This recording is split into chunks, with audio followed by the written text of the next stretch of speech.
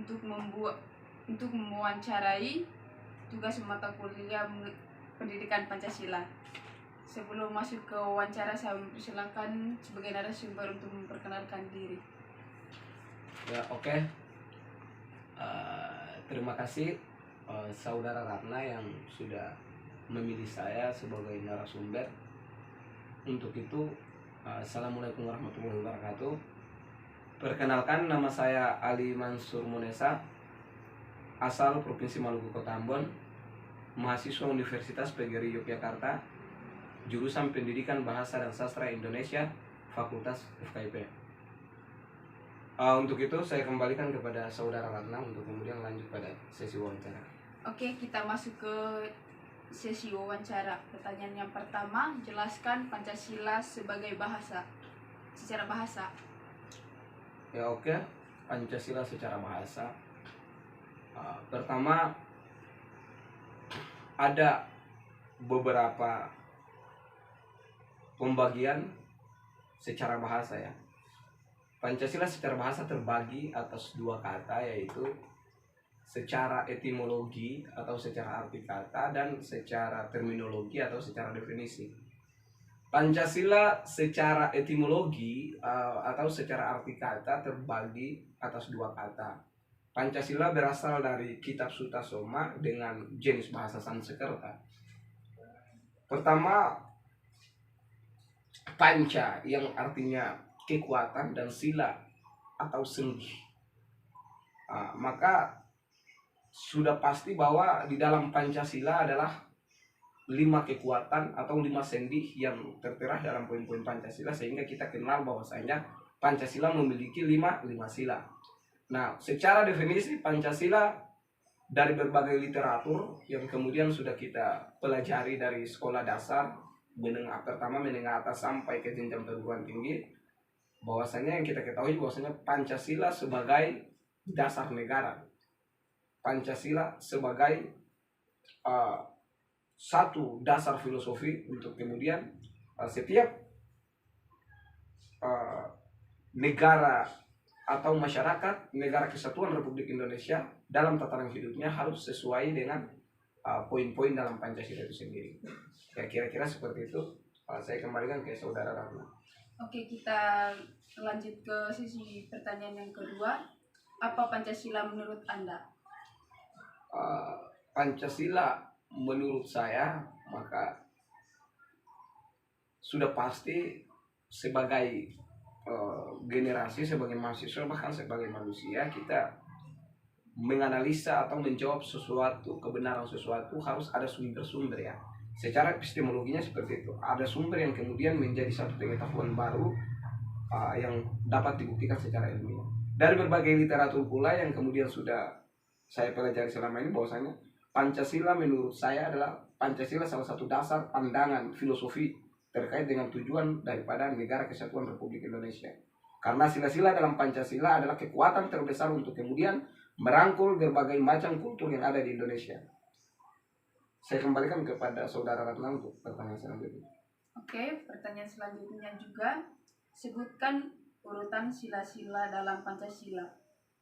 Sila-sila dalam Pancasila ya. Yang pertama, ketuhanan yang Maha Esa. Kedua, kemanusiaan yang adil dan beradab. Ketiga, persatuan Indonesia. Keempat, kerakyatan yang dipimpin oleh hikmah kebijaksanaan dalam permusyawaratan perwakilan. Yang kelima, keadilan sosial bagi seluruh rakyat Indonesia. Ya, saya kembalikan. Oke. Pertanyaan selanjutnya juga, sebutkan sila keempat. Oke, sila keempat terkait dengan kerakyatan yang dipimpin oleh hikmah kebijaksanaan dalam permusyawaratan perwakilan. Kerakyatan yang dipimpin oleh hikmah. Indonesia dipimpin oleh satu orang karena dia adalah bentuk negaranya republik, maka di sini kita kenal bahwasanya ada satu kepala yang kemudian menakodai kita semua, yaitu presiden. Dan seorang presiden dia adalah satu tingkatan yang kemudian mampu menjalankan hikmah atau kebenaran untuk kemudian kesejahteraan masyarakat. Dan seorang pemimpin itu dipilih secara musyawarah berdasarkan aturan secara konstitusional di dalam suatu negara hukum. Maka kira-kira yang dipimpin oleh hikmah kebijaksanaan dalam permusyawaratan perwakilan, artinya seseorang yang dipercayakan untuk memimpin dan memegang kekuasaan untuk kemudian menjalankan amanat seluruh masyarakat negara Republik Indonesia. Dia pun dipilih berdasarkan musyawarah mufakat sesuai dengan amanat konstitusi. Saya kembalikan. Oke, pertanyaan selanjutnya. Apakah kakak sepakat dasar negara kita adalah Pancasila? Tolong jelaskan. Kalau bicara dasar negara kita adalah Pancasila atau tidak, kita ini generasi yang kemudian sudah beberapa jauh sebelum kita sudah ada para founding father yang kemudian merebut kemerdekaan pada saat sebelum kemerdekaan 1945. Di zaman-zaman sebelumnya itu masa kolonialisme yang kemudian penjajahan terjadi besar-besaran, sekitar beratusan tahun negara kita dijajah, dan kemudian perebutan itu dilakukan oleh para founding father kita yang kemudian merebut sehingga hari ini kita bisa kenal kata merdeka. Nah, ketika Pancasila sebagai dasar negara, saya rasa ketika itu satu konsep filosofi yang kemudian diangkat oleh para founding father atau para pejuang kita pada waktu itu. Sebagai generasi tinggal bagaimana kita mengkaji itu sesuai dengan kaidah-kaidah ilmu pengetahuan, kaidah-kaidah filosofi. Ketika hal itu benar, maka sepakat aja kan gitu. Nah, tapi kalau secara pribadi, saya rasa kalau Pancasila sebagai dasar negara ya, saya sepakat dengan alasan beberapa poin yang kemudian sudah saya jelaskan tadi, bahwa filosofi dari Pancasila adalah 5 kekuatan yang kemudian menjadi satu tujuan daripada negara kesatuan Republik Indonesia dalam hal memenuhi kebutuhan negara sekaligus masyarakat. Saya kembalikan. Oke, pertanyaan selanjutnya. Bagaimana pendapat Anda apabila Pancasila atau dasar negara kita diganti? Tolong jelaskan. Ya, Pancasila atau dasar negara kita diganti ya aja bisa diganti. Yang tidak bisa diganti itu adalah pembukaan. Gitu. Kalau Pancasila mau diganti, maka sebagai negara yang backgroundnya hukum, negara hukum, maka kita harus kembali pada konstitusi. Cek kembali aturan-aturan yang menjelaskan tentang pergantian Pancasila. Kalaupun di dalam konstitusi menjelaskan ada, ya bisa diganti. Kalau tidak, ya tidak bisa. Karena kita akan terikat pada aturan. Gitu. Tapi ketika Pancasila itu diganti atau tidak, maka dari saya kembalikan pada konstitusi. Melihat kembali pada prosedur pergantiannya. Kira-kira seperti itu. Oke, pertanyaan selanjutnya. Apa arti dan makna pada gambar Garuda? Tolong jelaskan. Kalau burung Garuda secara literatur, bahwasanya burung Garuda melambangkan kebesaran, keluasan daripada bumi pertiwi.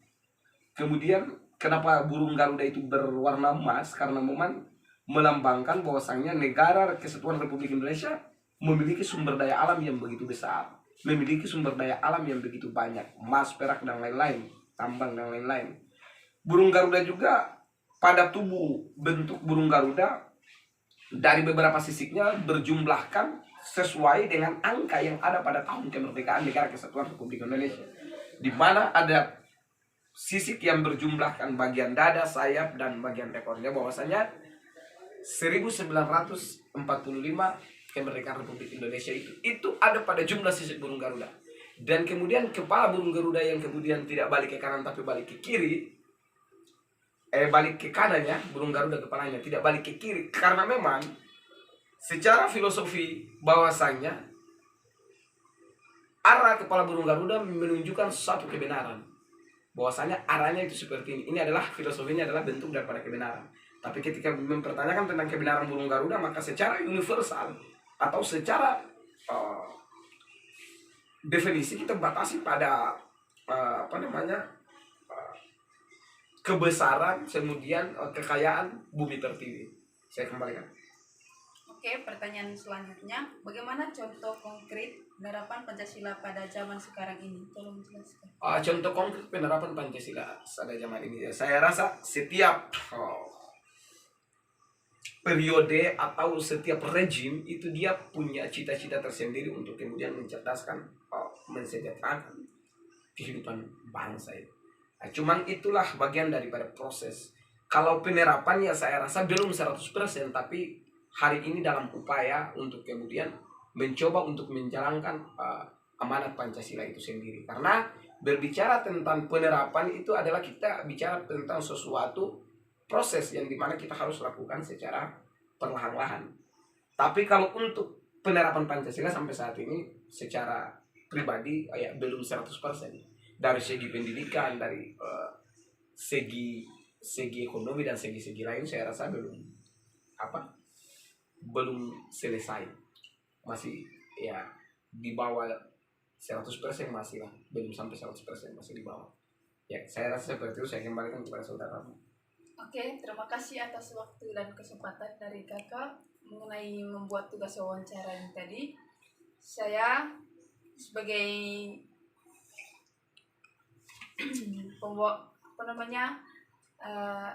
adik, saya sangat bangga dengan kakak karena penjelasan dari kakak sangat menarik buat saya, dan sangat berterima kasih buat kakak atas waktu dan kesempatannya. Terima kasih.